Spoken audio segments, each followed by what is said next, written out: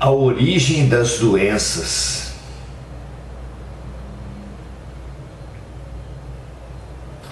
Fabuloso é o encontro de Saulo, que depois se transformou no apóstolo Paulo, em todos os sentidos. Um desses sentidos em que esse encontro é realmente transformador, fundamental para todos nós, é o aspecto da teimosia. Da teimosia como origem das dores, das doenças, dos infortúnios. A nossa teimosia evoca a cena tão comum de pais ou cônjuges que tentam chamar os outros para o trabalho, para a escola, e sono pesado, eles não acordam. Alguns pais, algumas esposas desistem, mas Deus nunca desiste de nós. E por isso tenta chamamentos diferentes, formas mais intensas, até que chega a chacoalhões enfáticos. É a dor.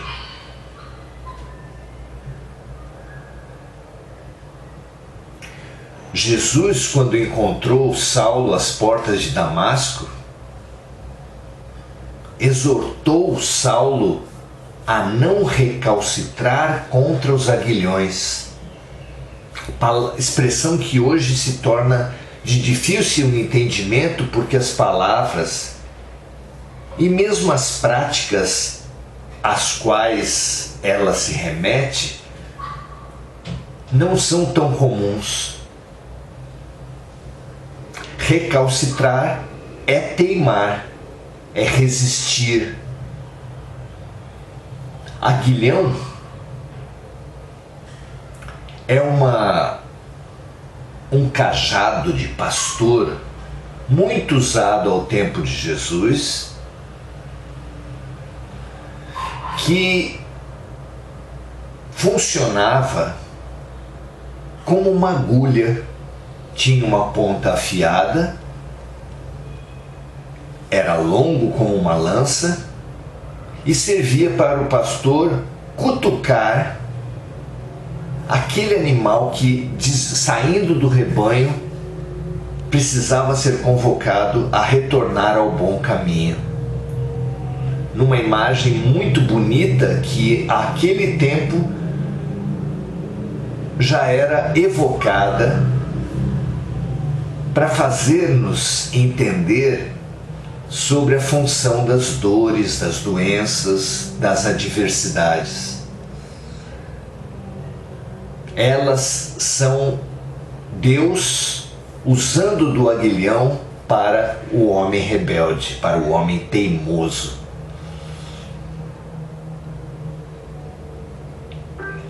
Quando Jesus usa a expressão, é muito fácil para o homem daquele tempo entender.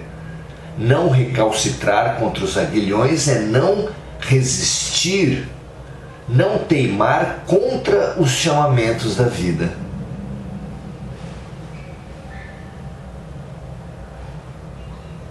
E o que acontece com Saulo naquele tempo é muito interessante para a gente estudar a passagem de hoje.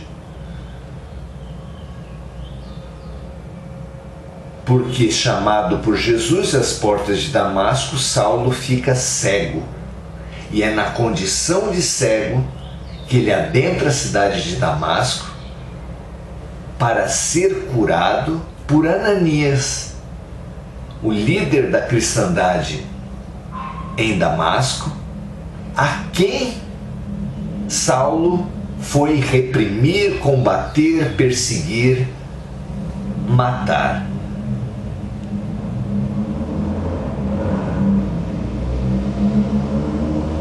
Saulo ser chamado a consolidar o chamamento feito por Jesus através da dor, através da doença, através da cegueira. Ele que tinha teimado contra os chamamentos da vida, recalcitrado contra os aguilhões,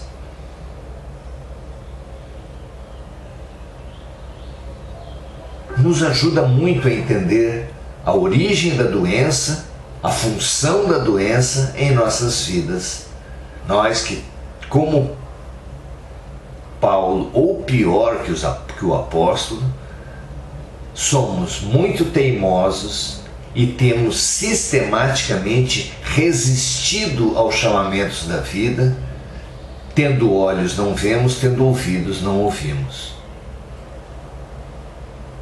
Na passagem de hoje, vemos Saulo num momento tão importante que, como fica mais sutil em Atos dos Apóstolos, mas mais explícito no livro Paulo e Estevão, foi a partir desse momento que é relatado aqui que Saulo passou a ser chamado Paulo.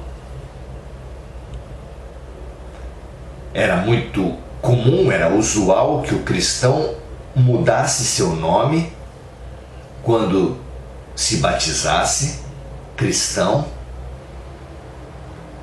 E Saulo usou aquele momento, sentiu aquele momento como um momento de renascimento para a fé, para o alto, para Deus, para o Cristo. Vejamos o momento. Está lá em Atos dos Apóstolos, capítulo 13, versículo de 9 a 11. É um momento em que Saulo e Barnabé são chamados à presença do procônsul Sérgio Paulo, homem justo e prudente, que padecia de uma doença e que, na tentativa de curar essa doença, tinha a seu lado um falso profeta de nome Bar Jesus. Pelo que se entende, o nome dele era Elimas Bar Jesus. Essa maneira de ser chamado Bar era exaltando a filiação. Elimas, filho de Jesus, naturalmente um outro Jesus que não o mestre.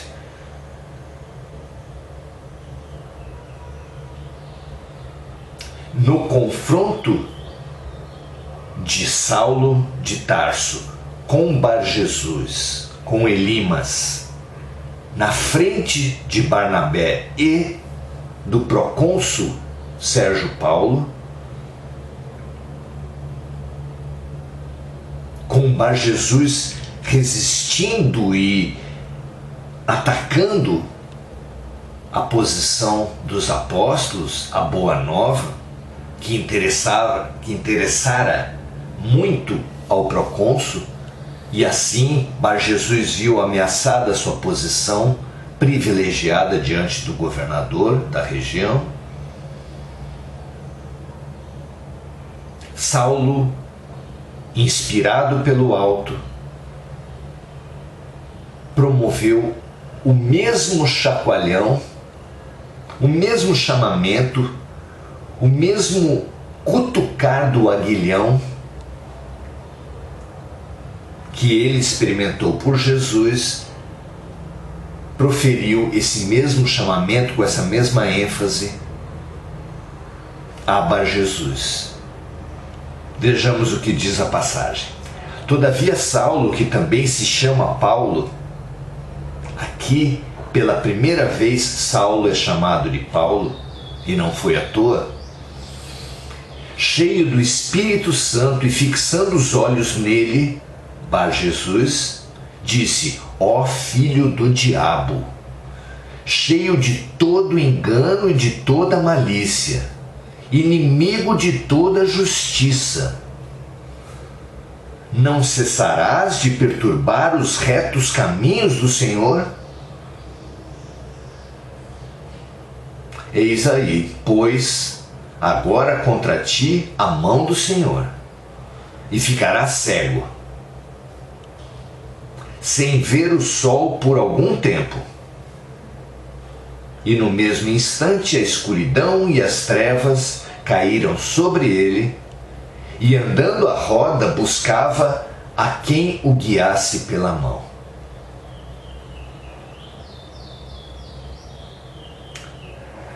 Fantástica essa passagem. O mecanismo da doença, depois explicado pelos Espíritos, mostra como isso é possível, como se dá essa origem espiritual da doença material. Porque matéria é a expressão do espírito no geral. No específico, no individual, o corpo físico é manifestação do corpo espiritual, que por sua vez é esculpido, o corpo espiritual é esculpido pela mente. Dessa forma, todas as experiências profundamente equivocadas, teimosas da nossa parte, ficam marcadas nas nossas mentes, é claro, e assim marcadas em nossas mentes, sendo a mente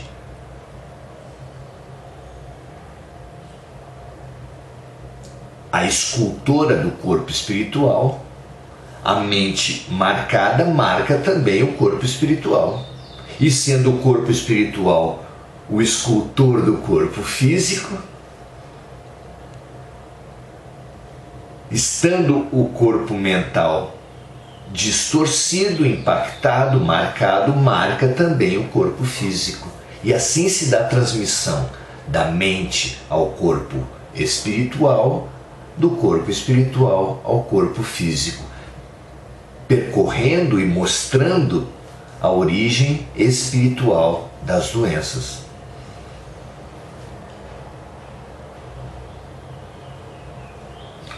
Nós, em nosso equívoco, em nossa cegueira, relutamos em perceber isso, porque somos nós que, como Saulo, recalcitramos contra os aguilhões, precisando que a vida nos dê chamamentos enfáticos através das doenças e da dor, para que acordemos e, buscando a cura do corpo físico, reharmonizemos também nosso corpo espiritual pela reharmonização da nossa mente. Aceitemos, não nos rebelemos contra as doenças e contra as dores da vida, porque elas são tratamento do corpo espiritual e da mente. Aceite, reflita e transforme-se com a dor. Um grande abraço, até a próxima.